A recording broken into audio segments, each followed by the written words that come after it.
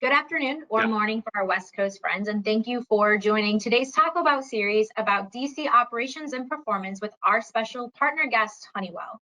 My name is Amber Kegley, and I'll be the moderator for today. We'll get to our introductions here in a minute, but before we do have a couple housekeeping notes that I'd like to just quickly go over and review today's agenda topics. So first and foremost, if you have questions, we'll be answering them live. Please put them in your chat box because all lines will be muted. If we do run out of time by chance, that happens, we'll certainly get to those. You'll be contacted directly after today's webinar by one of our TRG sales reps to get those questions answered.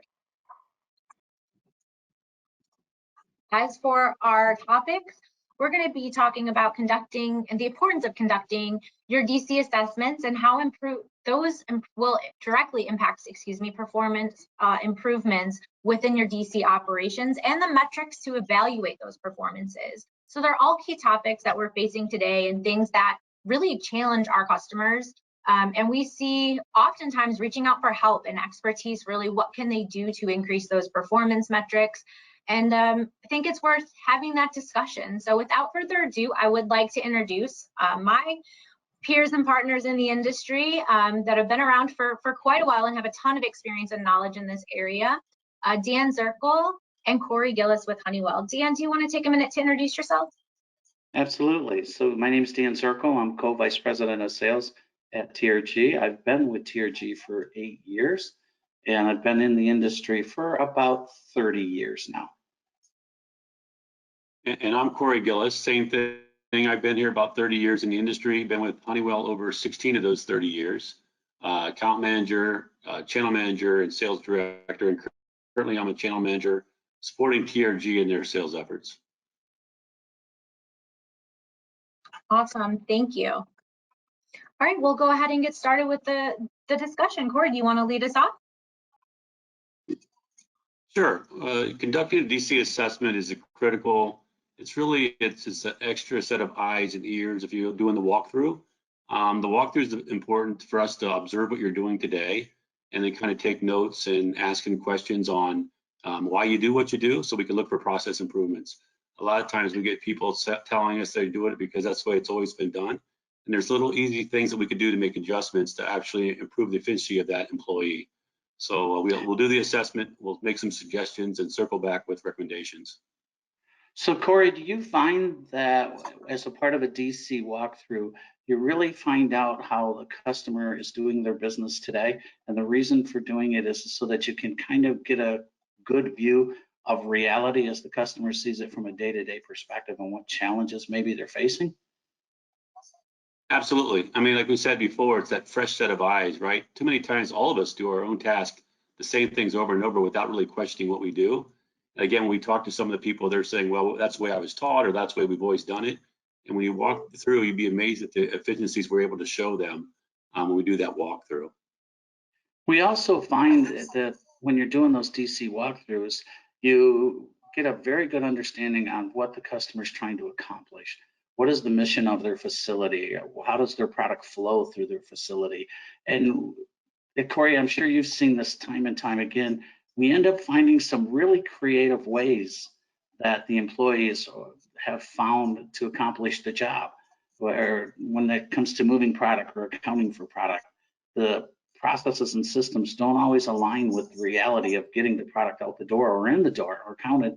So we find that employees come up with some really creative ways to still accomplish their goals or their objectives for the day. Do you see that, Corey? We see that all the time, Dan. Anywhere from doing, creating their own ways to hang scanning equipment, or the ways that they just do stuff on paper instead of the process they're supposed to fill out. And again, that's what the walkthrough is all about, documenting all these things that they're doing today and looking for ways to improve it. It's really that sanity check. It gives us that mechanism to say, are things working the way everybody believes they are or should be? And what, to Corey's point, are there things we can improve? Suggestions we can make, whether it's process, whether it's technology, anything along those lines. We all need sanity checks, Dan, all of us. We do, don't we? Cases. I need one. No, there is actually a question that came in here from one of the attendees. how do the assessments, how does one, excuse me, sell the assessment to their managers or ownership that might not find it valuable? How would one go about doing that?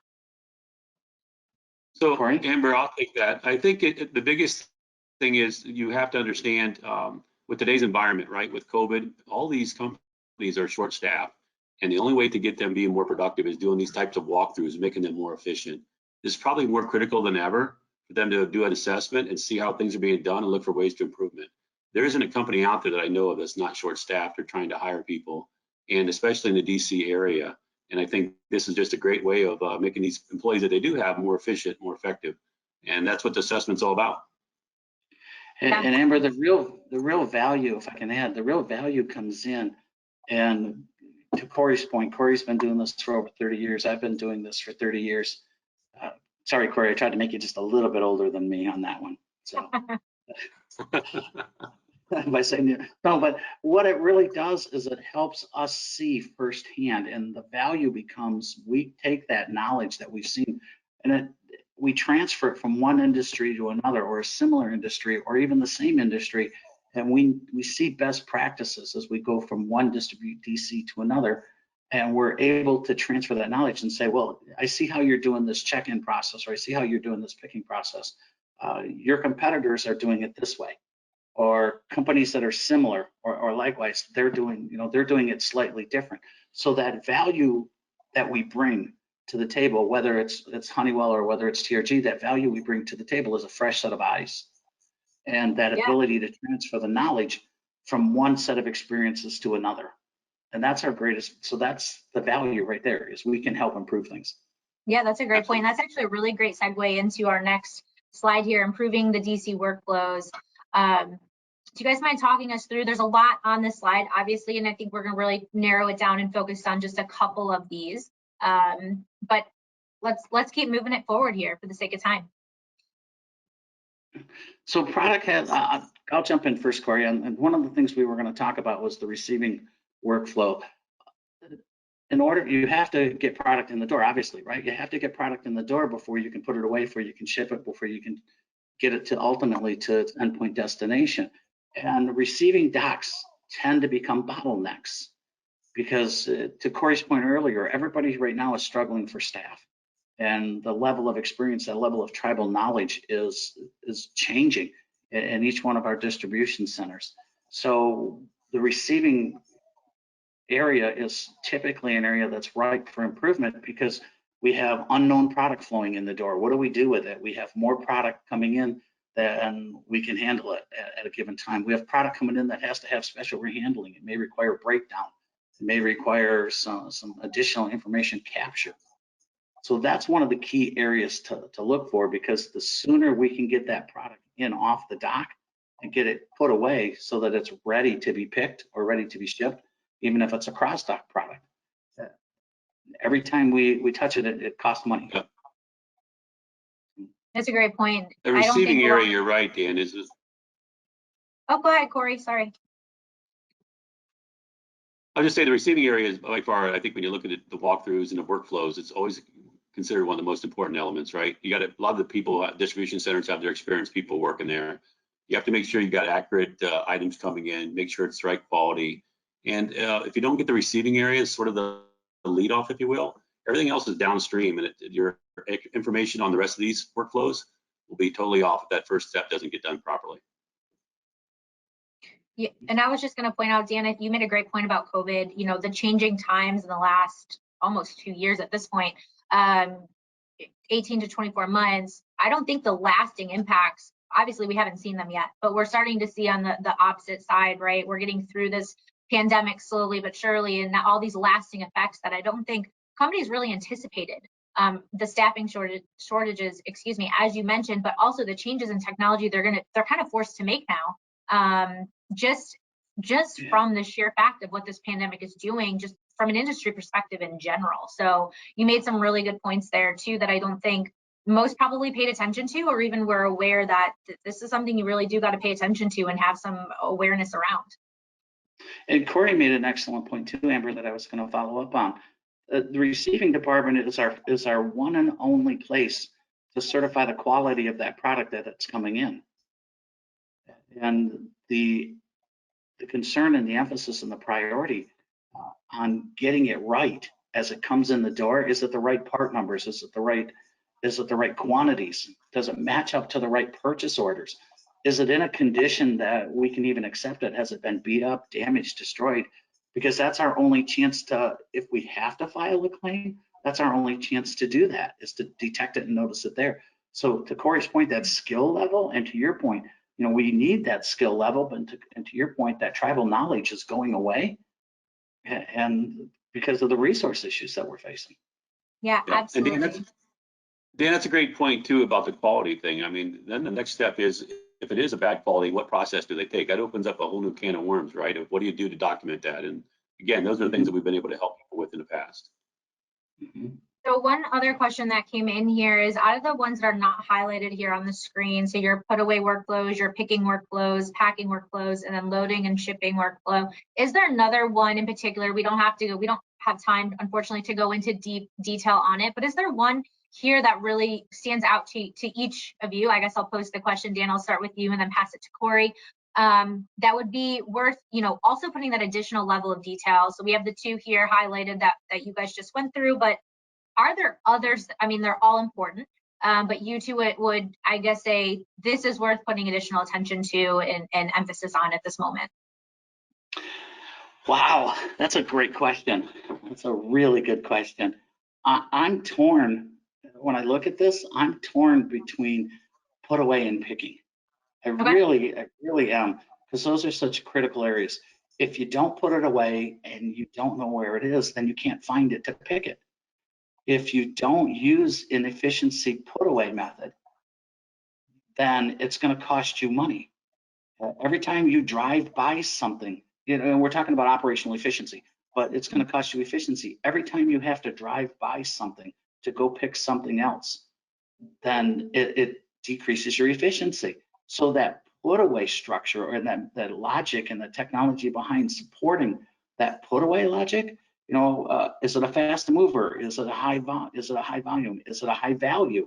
Is it a slow turn? Can I afford to put it, 3 levels up in a rack because it's not going to move very often? Or do I have to store it close to the pick location so that my replenishment time is quicker, so I can pick faster and I don't run out of stock? It's really, the two workflows between put away and picking are so intertwined, because one directly impacts the efficiency of the other. Yeah, that's a great point. Corey, what are your thoughts?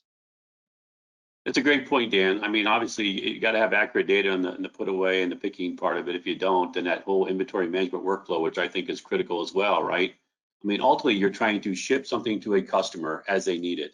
And if we show that it's available and it's not available because someone did the put away wrong or did the picking wrong, then obviously that data is all inaccurate, and it leads to a missed shipment, dissatisfied customer, and a bad experience. And that's ultimately what we're trying to stay away from. So your point's very valid on the importance of the put away and the picking process. All right, for the sake of time, we do got to move on, but I did want to give Corey just a minute here. We had inventory management highlighted.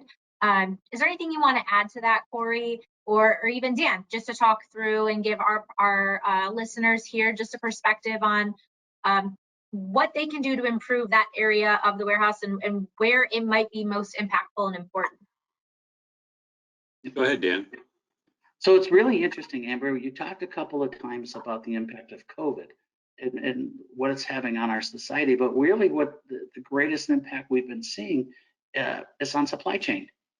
So that in turn, since it's taking longer to get product and it takes so much more, that's really putting a lot of pressure and a lot of emphasis and importance on managing our inventory. So the accuracy of our inventory is becoming more and more critical. The timeliness of keeping track of that inventory, and it's what's always been interesting. And in my experience, is inventory management tends to be, in a lot of cases, an afterthought. Okay, we'll do cycle counts. So you can do those in a lot of different ways. Or, oh gosh, it's the dirty job. I'm in the penalty box. I have to go do inventory counts today.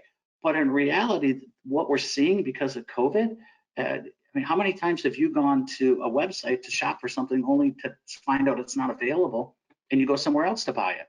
Well, that's the inventory management workflow. Do we really have what we think we have? And is it where it's supposed to be?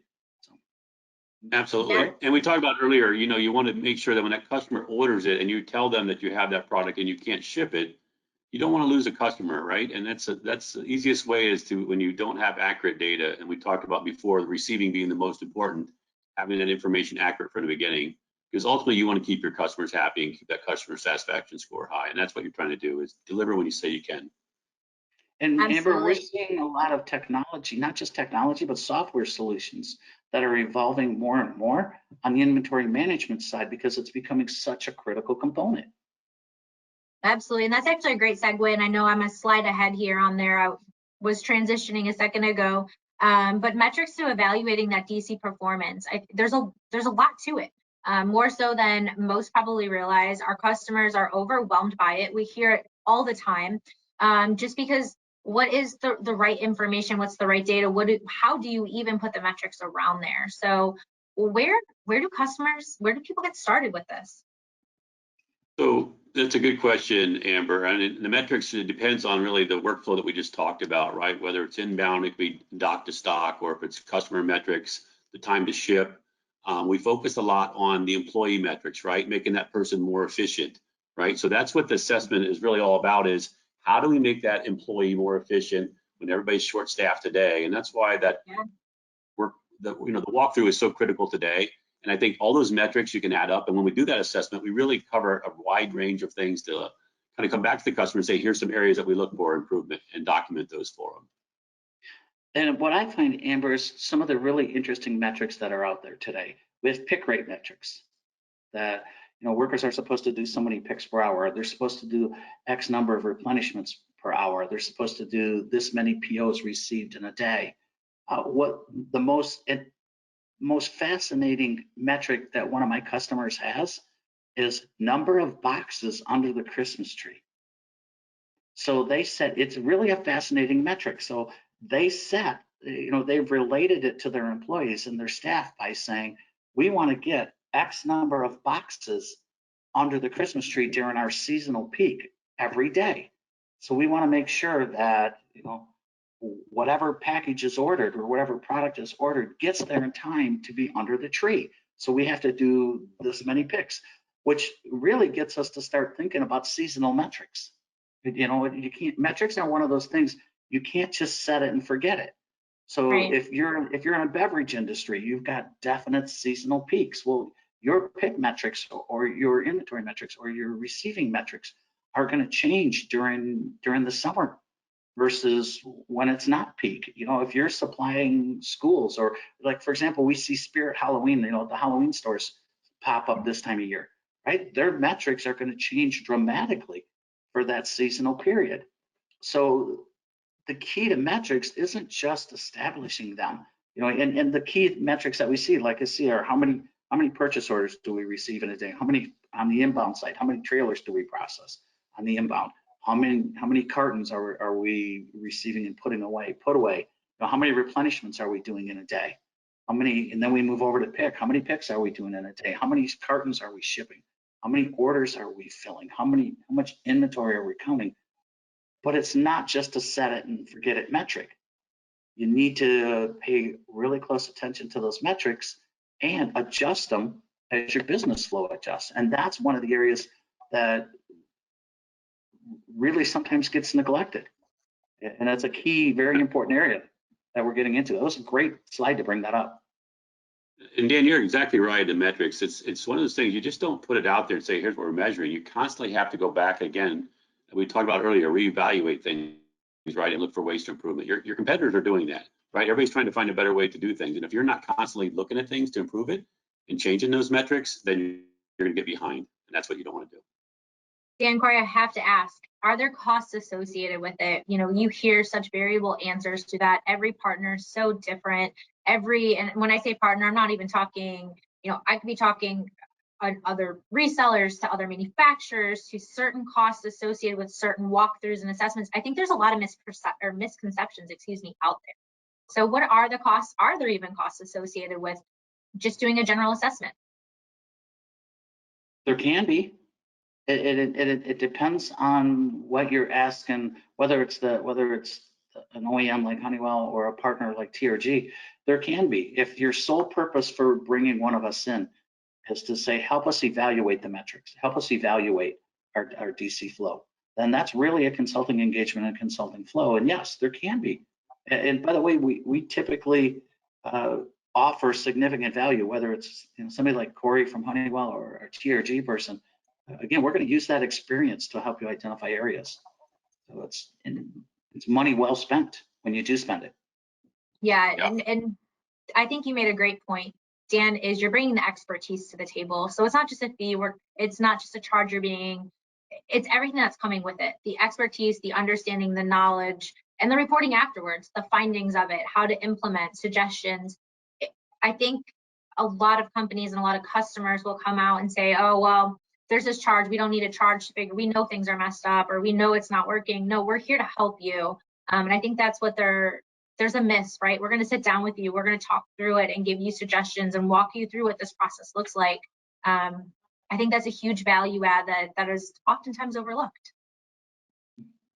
Yeah, I mean, we may decide, hey, with a customer, because you're going to retain, whether it's Honeywell or TRG, you're going to retain us for an entire solution. We may say, okay, we're going to, this service, this walkthrough absolutely has value, but since you're going to retain us, we'll just work this in as a part of our overall package and our overall solution. So you may not see that direct charge for it. It just depends on the level of partnership and the level of engagement that we're going to get into. Absolutely. I'm sorry, Corey, you were going to add something to that? Well, I was just going to say there may be a cost up front, but ultimately when you do that ROI, you show that assessment on the back end, it always pays for itself almost all the time. So, that the findings that we always get to at the end is well worth it as far as the minimal cost up front. Have you ever had a customer that was upset by going through the assessment and saying it wasn't worth it? That's probably the better question to be asking. I haven't. No, but I'm smiling because really what I have seen, and I've seen it numerous times, is when you present your findings and you base them off the reality of what you saw, there's a disconnect that gets identified, and you'll see some light bulbs going on, and you'll see, wow, I knew it was a mess. I didn't know it was this bad. Or really, we had to adopt this paper process because this system isn't doing what we thought it was going to do. So you see that, and that's really fascinating when you see that. Yeah, and that's what we're after, right? We're helping to make change and improvements, and not, all news is good news, but at the end of the day, that not so good news can turn into something great for the organization, and that's really what we're driving, is to bring that additional value add to our customers. And I think TRG and Honeywell, I might be biased on the TRG side, but Honeywell especially does a really great job of bringing that additional value add. So I know there's a couple additional questions. I'm going to transition here, but as we conclude, is there one key takeaway you guys would like to leave our audience with today? Dan, I'll start with you. I think a DC walkthrough, whether now DC walkthrough or a facility walkthrough, whether you're manufacturing or DC, I know we're focusing on DCs today, but a facility walkthrough with any partner that you're going to engage with is a critical starting point. So to me, it's very suspect if somebody comes in and says they're going to fix all your problems, or they've got a solution for you, and they haven't seen your operation firsthand. Because even if you think you have a solution in place, that walkthrough gives you that sanity check. It's that second set of eyes that people are often looking for. So to me, when I get engaged with a prospect or a customer, I want to see that facility. I want to see how things are done, because if we're going to make the most logical recommendations that we're being asked to make, then we need that baseline. We need to understand that baseline, and we need to see it firsthand. Yeah, it's a great point, Dan, that extra set of eyes we talked about, and Amber talked about it earlier as far as technology. I mean, things have changed, right? When people set up their processes years ago, the technology has changed, right? Scan distances, you guys also do mobile carts. There's all kinds of solutions that can reduce the amount of time people are spending on simple tasks. And that's what TRG brings to the table, these multiple solutions that they can look at things and say, there's a better way of doing this. That ultimately is what they're No, shooting Corey, for. and that's a fabulous point, because if you think about it, you know, you've got technology that's been in place in a distribution center for potentially 10, 15 years. And the Right. advances in technology, whether it's tablet technology or long range scanning, or new types of mobile devices or new software solutions, new sets of metrics, things that have been constantly evolving. When you're in the day-to-day grind, you don't necessarily have time to go out and look for them. So that was a great Right. point, Corey. Thanks, Dan. All right, well, guys, we are up against time, and I know there were some questions that were submitted. Unfortunately, we're not going to have time to get to them, but one of our TRG associates will be following up with you directly after we conclude here today. So on behalf of everyone, TRG and Honeywell, I want to say thank you again for joining us, and be on the lookout for our next Talk About series going out on Tuesday, November 16th. So thank you, and everyone have a great day. Thank you. Thanks, team. Thanks. Yep. Bye-bye.